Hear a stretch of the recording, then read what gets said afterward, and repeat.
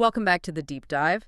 Today we're digging into a topic that really sits at the absolute intersection of clinical professionalism and, well, high stakes performance. It's all about how you balance your duty to teach and mentor with your non-negotiable duty to ensure patient safety. And we can just jump right into it with that classic, deeply uncomfortable dilemma you always see. Go on. Imagine this.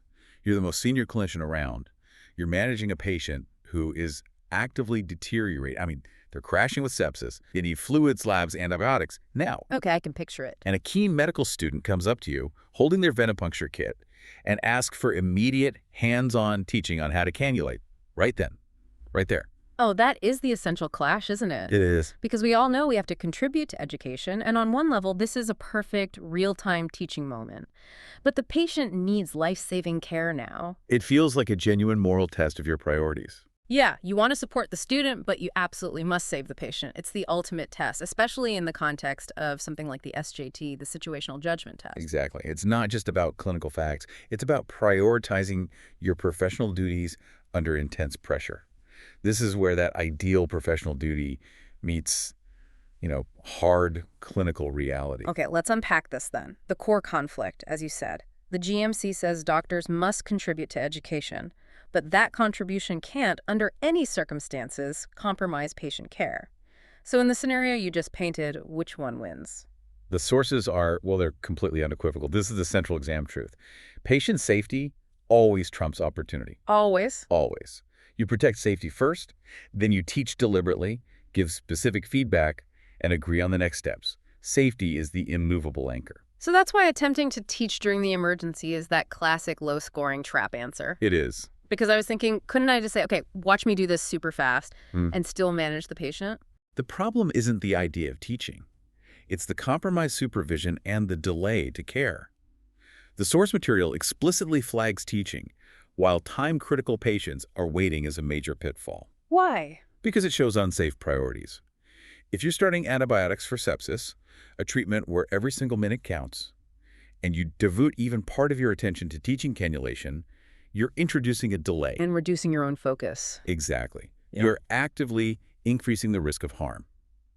That distinction between focusing on the crashing patient versus focusing on the student's learning, that is the high-scoring insight. Because if I'm truly supervising, then I can't be fully focused on my emergency management. You can't. The stepwise priority in the source material gives us the ideal ranking. You prioritize the urgent clinical care, manage the sepsis, delegate tasks, and then you address the educational need. So what's the high-yield action? You schedule supervised cannulation for a quieter time, maybe later today or tomorrow, and perhaps give them a helpful resource now so they feel prepared. Right. So that approach respects the student's eagerness, but it preserves the patient's safety. You're deferring the duty, not dismissing it. Precisely. And that aligns perfectly with the GMC mandate. You must contribute to education, but always within competence, with appropriate supervision and ensuring patients are safe. You just cannot fulfill the duty of appropriate supervision when your main focus is on a crashing patient.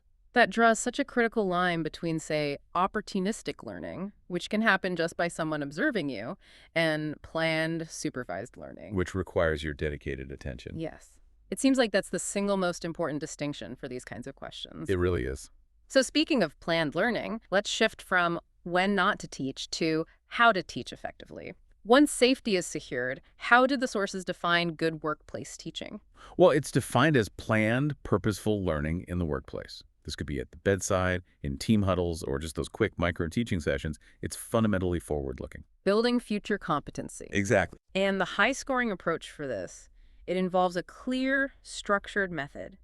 Can you walk us through the first few practical steps? Sure. First, and this is no surprise, establish safety first. This means ensuring appropriate supervision and, crucially, getting patient consent if the teaching involves them. Okay, safety first. Second, you must target the need. Define a clear, time-bound learning goal. Vague goals like learn about 5E fluids are pretty low yield. So what's a better goal? A better goal is, by the end of this 15-minute session, you'll be able to demonstrate the 6 key safety steps for administering 5V medication. That specificity is key, isn't it? It makes the teaching measurable and focused. Absolutely.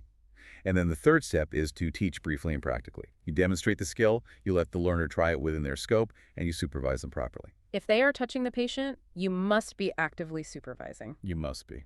Now, we need a good memory hook for this, because when you're on a busy ward trying to plan a 5-minute teaching session, you need a framework that just clicks. Right. And that's why the sources recommend the teach mnemonic. Yeah. It embeds these principles directly. Okay, let's break it down. T. T stands for target goal. What will they actually learn? E. E is to ensure safety. That's supervision and consent. A is for the coaching dialogue technique. Ask, tell, ask. C. Coach practice. Let them try while you supervise. And H. H is hold to a plan, agree on the next steps, and when you'll review. I want to zoom in on the A for a second. Ask, tell, ask.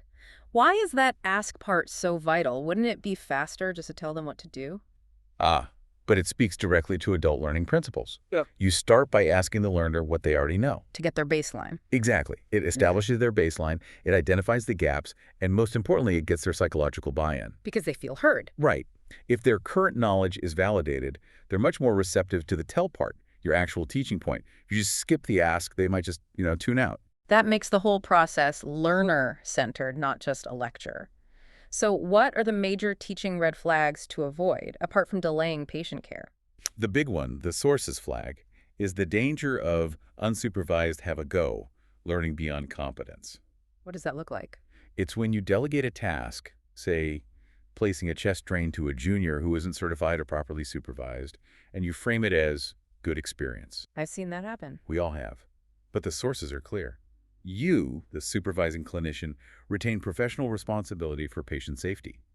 If they make an error, the fault lies with you for failing to ensure appropriate oversight. So supervision is not a suggestion. It's the guardrail. It protects the patient and it protects the learner. Okay, here's where it gets really interesting, I think. We're moving from teaching, which is proactive skill building, to feedback. Which is reactive. It's timely, specific information that's all about correcting course and ensuring safety. And feedback is so often triggered by an error or an unsafe omission. Which immediately raises the stakes and makes the conversation much more emotionally charged. Let's focus on a scenario that absolutely demands immediate action. The FY1 who is repeatedly omitting allergies on TTOs, on discharge summaries. The TTO is the final legal record. The sources flag this as a repeated unsafe behavior red flag. And that demands immediate professional intervention. Correct. When you see repeated unsafe behavior, the principle of patient safety means you have to address it promptly. So ignoring it until the end of placement review 3 months away is a low-scoring option. A very low-scoring option because it compromises patient safety every single day in between. So what are the components of effective feedback in this kind of high-stakes context? It can't just be a telling off. Absolutely not. The source stresses two things. First, the feedback has to be specific. It has to be focused on behaviors and patient safety, not personality. So telling the FY1 you need to be better organized is no good. It's vague, ineffective, and low scoring. It gives them nothing actionable to work with. And the second thing... It must be given privately. Why is addressing it in the morning team chat or, sending a blast email to the whole team a guaranteed trap answer? Because it's a breach of dignity and professionalism. Even though the behavior omitting allergies is unsafe, calling it out publicly compromises the learner's confidentiality and dignity. And that's a breach of GMC expectations. A clear breach. The SJT rewards the action that protects the patient and supports the learner respectfully. If you damage that relationship, you damage their ability to learn from you in the future. So if I see the allergy omission on the chart, I shouldn't confront them right there at the nurse's station. No. You secure the document, make sure the error is corrected immediately to protect the patient, and then you say, "Can I have a quick word with you in the office in 5 minutes?" You ensure privacy. Always. Okay, so now we need the structure for this difficult private conversation. Yep. Let's use that TTO allergy example. Right, so we use a structured model, like SBI or Ask, Tell, Ask, and we use model phrases that link the behavior directly to the safety impact. So you start by asking. You do. You ask about their process. How did you find writing the TTOs yesterday? Did you run into any challenges? Once they've given their side, you move to the tell part, keeping it clinical and objective. How would that sound? You might say something like, "I reviewed the last 3 discharge summaries you completed, and the allergy section was left blank on all of them." Okay. Factual. This failure to list allergies risks severe patient harm when they start new medications in the community. Next time, you must strictly use the medicine's reconciliation checklist before finalizing the TTO. Wow, that's incredibly strong. It uses objective data, the last 3 summaries, and it immediately provides a corrective action. Use the checklist. And it does all that without any judgment about their character. It's the definition of professional feedback. Specific, behavior-focused, safety-oriented, and actionable. So, the final crucial step in this whole cycle, whether it's teaching a skill or correcting an error, is ensuring accountability, closing the loop. This is absolutely non-negotiable, and is where people often lose marks. You must agree on an action plan. This is what separates constructive feedback from just criticism. What goes into that plan? You need to agree on resources, the level of supervision required, a timeline for the change, and crucially, how you'll review their progress. So if we finish that TTO allergy example, what does the follow-up actually look like? It's about defining a measurable path forward. You move from the corrective statement to the accountability check. For something like? What tangible steps will you implement to make sure this doesn't happen on the next 3 TTOs? Specifically, shall we review one together at 4 o'clock today before it's signed off? So you're creating a measurable trial period and a scheduled check-in. The accountability is built right in. Exactly. Okay, let's address the elephant in the room documentation. I think a lot of busy clinicians hear this and ask, should feedback be written down? It sounds like more admin. It does, and the guidance is nuanced, which is helpful. You should not document every single minor piece of feedback. So when should you? You only write a brief record if the feedback is related to patient safety, professional progression, or supervised practice outcomes. This isn't about building a prosecution file. It's about what? It's about documenting the commitment to improvement and the safety net you've put in place. And what form should that record take? A long, formal letter? No, nothing like that. The appropriate GMC-aligned action is sending a short summary email of agreed actions. Just a quick confirmation. Like, Dear FY1, following our chat this morning about the TTO process, we agreed you'll use the checklist for the next 3, and we'll review at 4 p.m. Please confirm you've seen this. That's perfect. That short summary ensures everyone is on the same page, and more importantly, it proves you didn't ignore a direct safety concern. And that single step avoids the major traps of, say, email-only criticism, which is undignified, or worse, ignoring the issue until the end of placement report. Which is just far too late. Right. And to help remember all this, there's another mnemonic, isn't there? There is. The feedback mnemonic. F is frame purpose.